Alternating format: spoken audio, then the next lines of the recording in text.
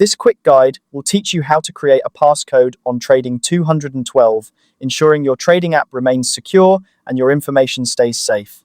If you're using the Trading 212 app and want to add an extra layer of security, setting up a passcode is a simple yet effective way to protect your account. Let's dive right in. First, you'll want to open the Trading 212 app on your device. Once you're in, look for the main menu, which is typically located in the top corner of the screen.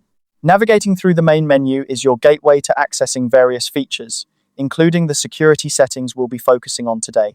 Next, scroll through the options until you find Settings. Tapping on Settings will bring up a list of customizable features for your app.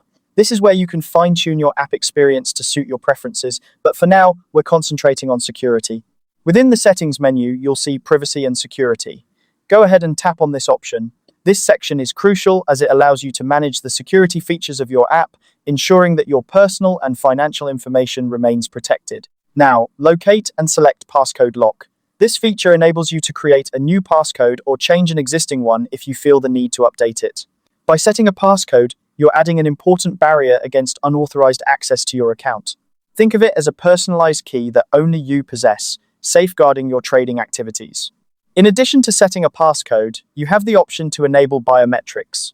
This means you can use Face ID or a fingerprint, depending on your device's capabilities, for a faster and more convenient login experience. Biometrics are a great way to enhance security while maintaining ease of access, allowing you to log in quickly without compromising on safety. Finally, you'll need to decide how often the app should require your passcode.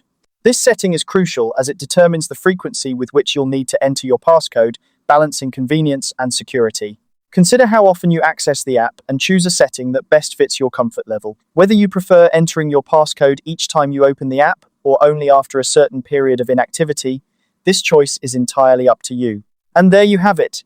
By following these steps, you've successfully set up a passcode on your Trading 212 app, bolstering your account's security.